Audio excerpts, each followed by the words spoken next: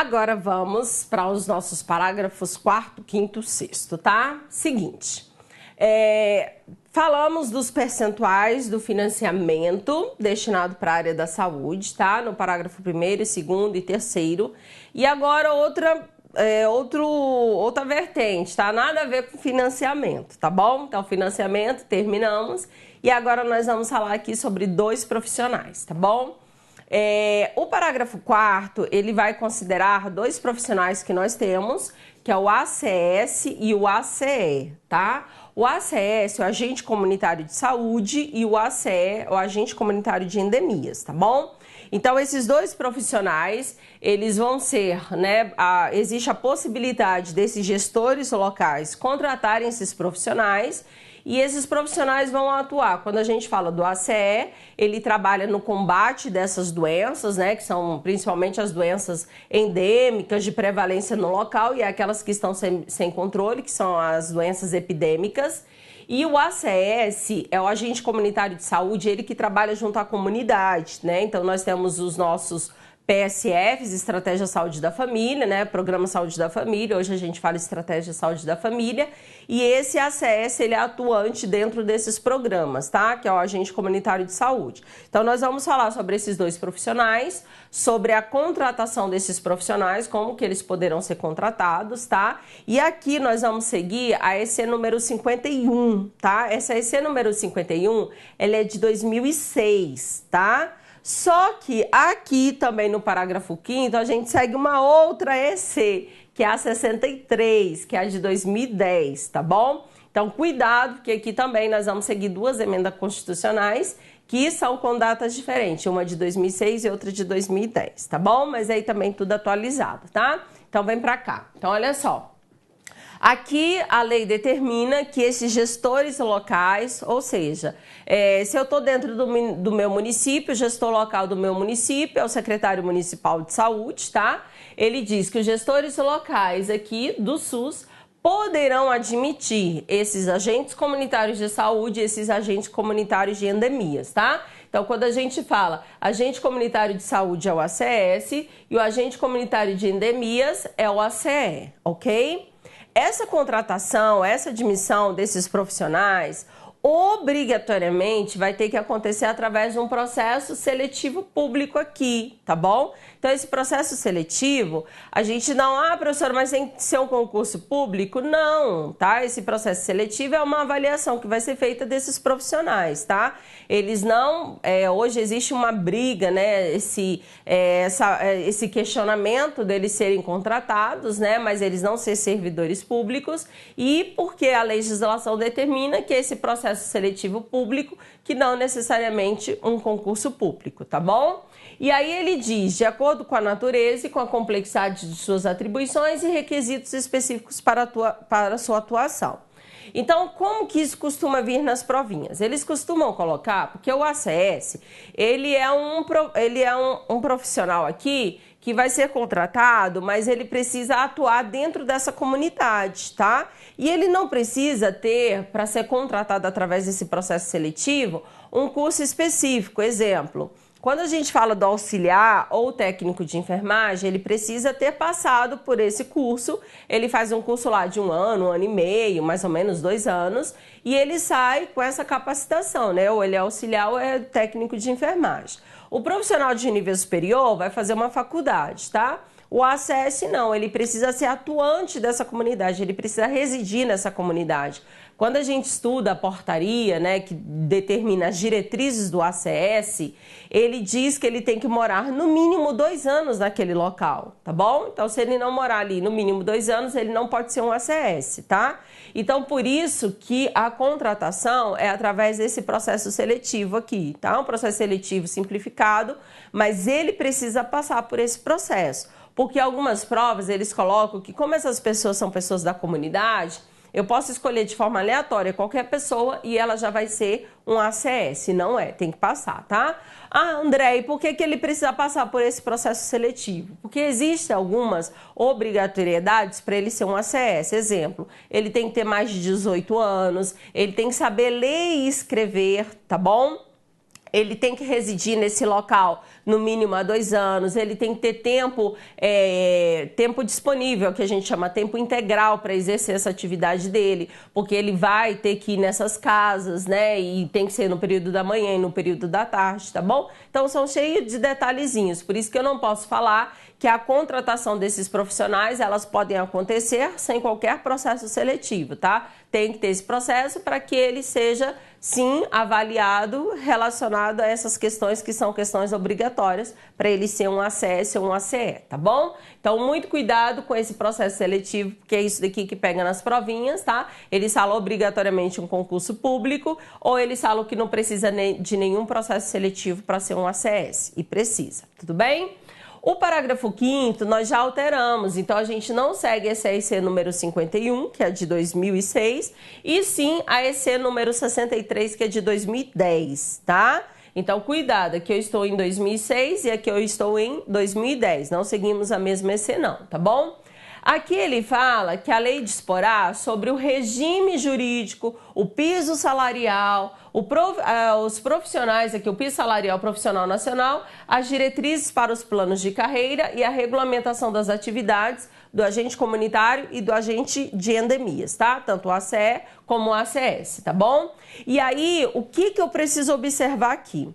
Ele diz que compete à União, ele especifica a União, tá? Nos termos dessa lei, prestar essa assistência financeira complementar. Muito cuidado com essa palavra, tá? Complementar. E vai complementar quem? Os estados, o Distrito Federal e os municípios, tá? Para que esse cumprimento desse piso salarial que é destinado a esse profissional seja cumprido. Então, olha só, primeiro, nós vamos ter essa lei federal, não é uma lei municipal, não é uma lei estadual, que vai definir sobre isso, sobre quanto que esses profissionais vão receber, sobre esse plano de carreiras, cargos e salários desses profissionais, tá bom? E isso vai ser definido através de uma lei federal. Então, vira e mexe, a gente se depara muito falando de uma lei municipal, porque quando a gente trabalha com esses profissionais, seja o ACS ou o ACE, a gente atua dentro da atenção básica, e a atenção básica é de responsabilidade dos municípios. Então, eu já me deparei com várias provas falando, a lei municipal, tá, disporá sobre o regime jurídico, sobre o salário, né, sobre o plano de carreiras, cargos e salários, tá bom? E não é lei municipal. É uma lei federal, tá? Outra coisa importante também é em relação a essa competência da União.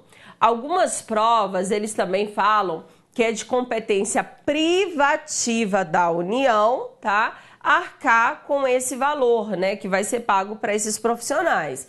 E não é competência privativa nada da União. A União, ela só complementa esses valores, tá? Ela faz um repasse para ajudar no pagamento, para que esse piso salarial que foi definido por essa lei federal, ele seja mantido, tá? Mas as esferas que contratam esses profissionais, no caso os estados, os municípios, eles vão ter que arcar sim com o pagamento desses profissionais, tá bom? Então ela só complementa. Então ou você se depara na prova falando que a União, ela é a responsável única aí por esse pagamento, ou eles acabam tirando a União. Eles falam que quem precisa pagar esses profissionais, seja o ACS ou o ACE, são só os municípios ou os estados. Por quê? Porque esses profissionais, eles vão atuar dentro dessas áreas, né? Eles vão atuar lá nos municípios. Então, se eles vão atuar no município, quem vai ter que ser o responsável pelo financiamento, pelo pagamento, o próprio município, tá? Só que a lei aqui permitiu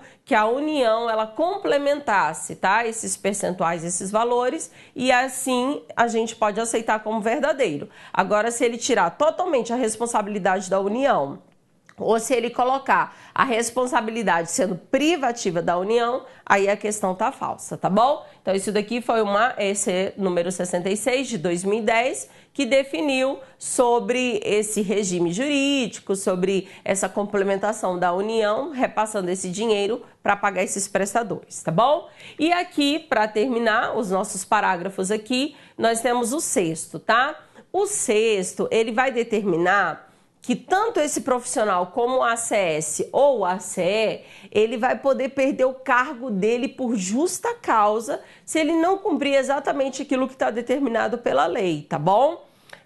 Também isso daqui, quando vem na prova, vira e mexe um aluninho, ele vai e fala assim: ah, professora, mas na hora que eu li isso daqui na prova, eu falei: ah, gente, isso daqui é peguinha, claro, até parece que na lei vai falar lá, se ele não cumprir, ele vai perder o cargo dele, né? Senão, em tudo quanto é lei, teria que vir assim: ah, se ele não cumprir, vai perder o cargo dele. E existe uma justificativa disso constar na lei, eu vou explicar, tá bom? Então, ele fala assim: o servidor que exerça função equivalente a de agente comunitário de saúde ou agente comunitário de endemias poderá perder o cargo em caso de descumprimento dos requisitos específicos fixados na lei para o seu exercício. Isso daqui também segue a EC número 51, que é de 2006, tá? Tanto o parágrafo 4º como o parágrafo 6º seguem a mesma EC. Só o parágrafo 5º que está seguindo a outra, que é de 2010, tá? Deixa eu explicar isso daqui, olha só. Professora, por que consta isso daqui falando que ele vai poder perder o cargo dele se ele não cumprir, né, com esses requisitos especificados dentro da lei? Porque esses profissionais, meus cheiros, eles têm uma particularidade diferente. Esses profissionais, eles não são profissionais de base. O que são profissionais de base? Eles não ficam dentro, né, do estabelecimento aguardando o atendimento chegar até eles para eles executarem as ações. Então, exemplo, nós temos um centro de saúde. No centro de saúde, eu tenho aqueles profissionais de base, eles ficam lá no centro de saúde. Na hora que eu preciso de uma assistência, eu vou até eles e recebo essa assistência. Bacana? Então, tenho como eu saber se essas pessoas estão trabalhando, né? Elas chegam lá, sei lá, bate o ponto no início, no final, e durante todo esse período que elas estão lá, tem um supervisor e ele está observando se ele está exercendo aquela função dele, ok? Isso são profissionais de base. Agora, esses profissionais aqui, eles não ficam dentro dessa base. Eles precisam sair, eles se deslocam. Então, o que eles fazem? Eles fazem os cadastramentos dessas famílias, eles cadastram essas famílias e eles visitam essas famílias. Então, eles precisam ir até essas famílias. O ACE, que é o agente comunitário de endemia, ele que é aquele que vai de porta em porta, batendo lá: ô, queria dar uma olhada aí, né, se tem alguma plantinha, se tem algum vasinho aí com água, deixa eu olhar se tem alguma água acumulada, aí vai lá no banheiro, olha o ralo do banheiro, coloca, né, aquele negocinho lá no ralo e escreve às vezes atrás do banheiro que esteve lá e fez aquela visita naquele dia, tá? Esse é o ACE. E o ACS, que é o agente comunitário de saúde, é aquele que participa junto ao programa Saúde da Família. Então, ele vai lá nessa casa, vê se tem uma pessoa hipertensa, vê se tem uma pessoa diabética, se está precisando de algum cuidado, para ele avisar para a equipe. Então, ele é um elo entre a família e a equipe. Então, como esse profissional ele fica se deslocando, né, ele vai na casa dessas pessoas, tem como eu colocar um GPS grudado nele para eu saber se ele realmente foi, se ele não foi. Só que se ele não for nesses locais que ele está se comprometendo aí, nós temos um mapeamento, ele expõe essa população a um risco. Então, exemplo, de manhã, esse meu ACS, ele tinha que visitar 50 casas. E à tarde mais 50 casas. Por quê? Porque eu fiz um mapeamento e naquela região, se ele visitar essas 100 casas, 50 de manhã e 50 à tarde, eu sei que aquela região ela está coberta, tá? A gente chama de região coberta, que a gente conhece aquela região e sabe que ali não tem a possibilidade de nós termos nenhuma doença sendo desenvolvida. Só que imagina, se de manhã ele visitou as 50 famílias e à tarde ele não visitou nenhuma, eu não posso afirmar que essa área está coberta, essa área está descoberta.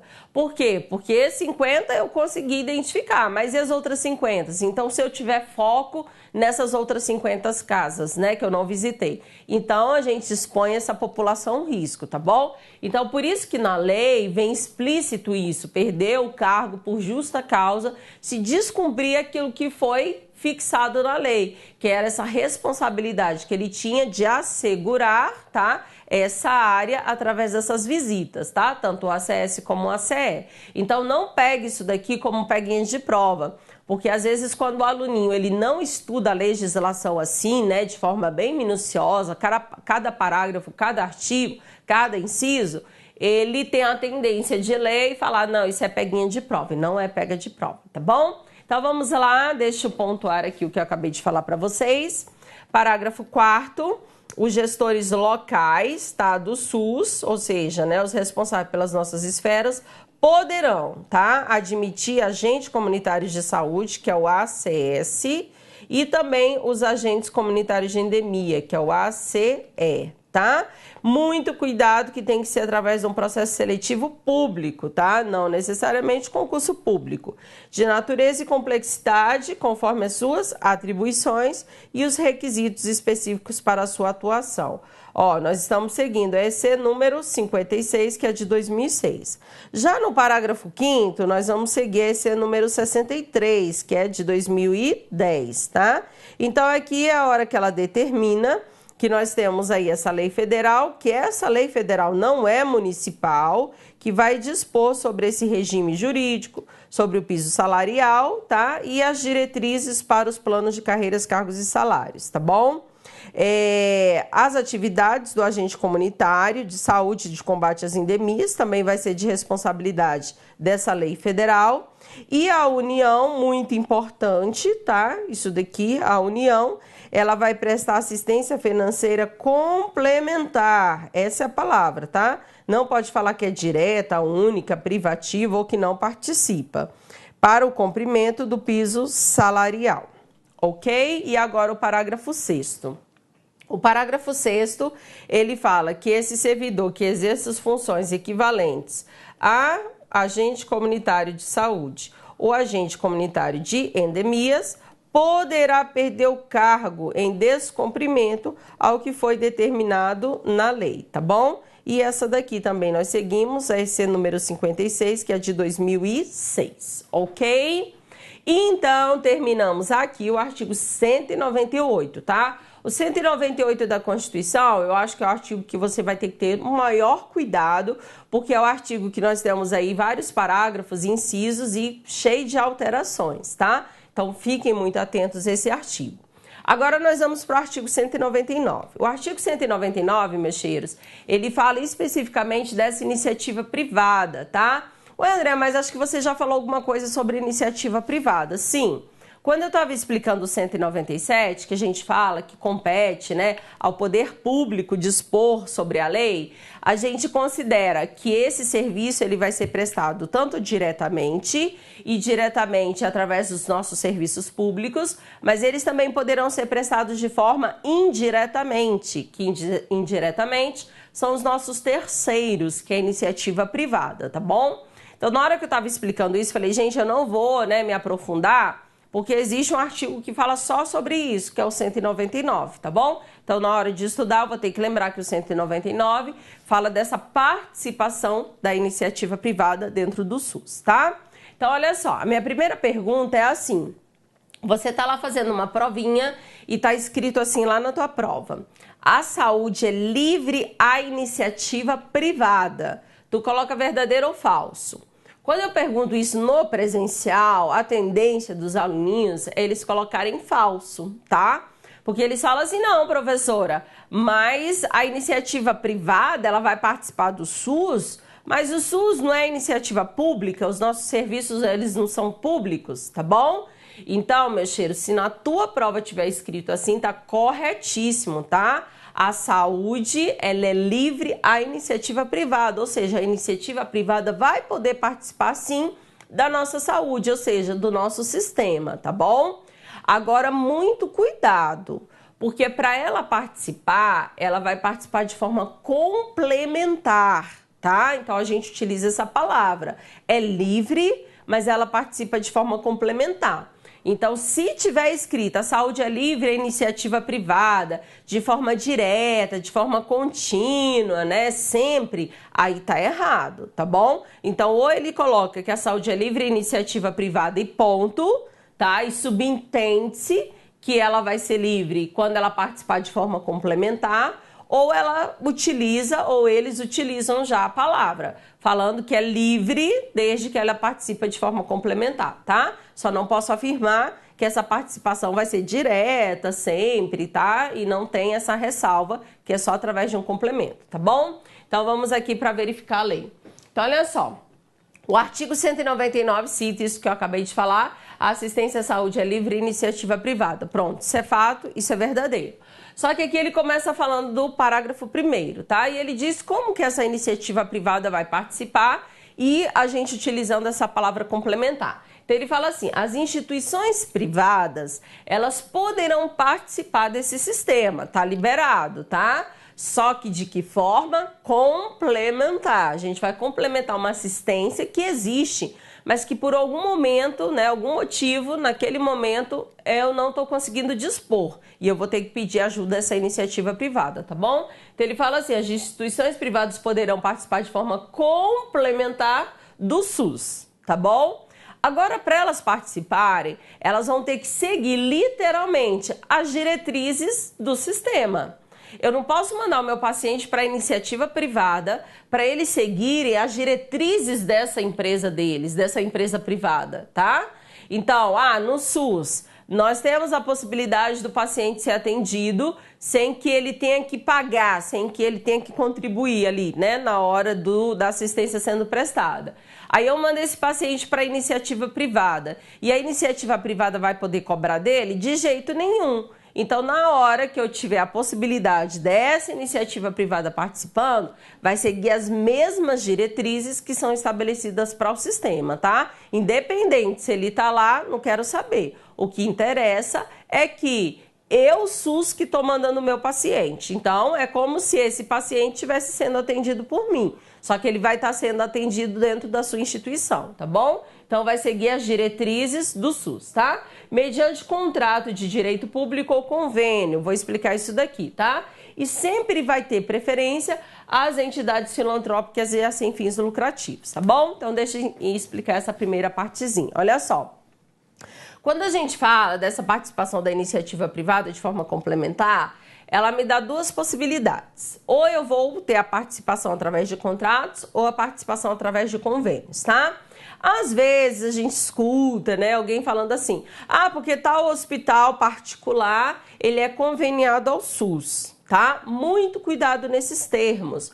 Porque quando eu falo de convênio, eu falo aquelas empresas que não visam fins lucrativos, tá? Então, convênios, exemplo, a gente fala dos nossos hospitais universitários, tá bom? A gente fala das Santas Casas de Misericórdia, a gente fala desses hospitais filantrópicos, isso são os convênios, tá? Os contratos são aqueles que visam fins lucrativos. Então, se é um hospital que visa fins lucrativos, não é conveniado ao SUS, ele é contratado pelo SUS, tá bom? Então, nós vamos ter essas duas possibilidades de trabalhar com convênios ou com contratos. Só que na hora de eu decidir, né, abre-se uma licitação e aí nós vamos ter a possibilidade dessas empresas, né, fazerem parte do sistema de forma complementar.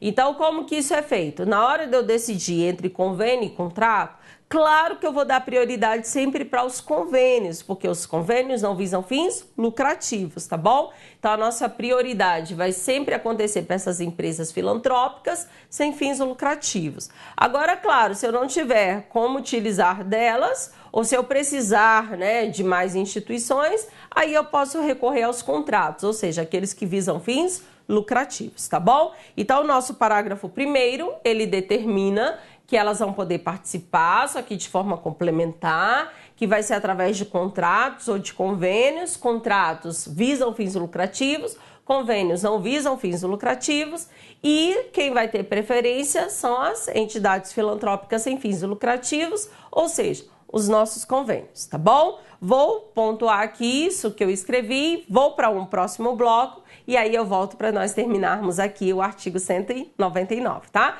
E já começarmos aí o artigo 200, aí termina a Constituição. Então vem cá. 199, assistência à saúde é livre à iniciativa privada, tá bom? Isso aqui tem que ficar explícito. Parágrafo 1º. As instituições privadas poderão participar de forma complementar. Essa é minha palavra, tá? Não posso ir para a prova sem essa palavra. Segundo diretrizes deste, mediante contrato ou convênio, tá? Então, vou colocar aqui, contrato, visam fins lucrativos, tá? Vou colocar aqui o dinheiro, para você lembrar. E convênios sem fins lucrativos, ok? E, claro, a minha preferência vai ser para essas entidades filantrópicas sem fins lucrativos, tá bom? Então, sempre eu vou dar preferência aos meus convênios, certo? Então, olha só, meus cheiros, vou fazer uma pausa para o parágrafo 2º e o parágrafo 3º, tá? E vou voltar, termino aqui o artigo 199, mas já vou para o artigo 200 e aí nós terminamos a nossa Constituição, tá bom? É rapidão só para tomar uma água e tu também toma uma água aí e dá uma esticada, tá? Porque é muita coisa, tá? Já volto.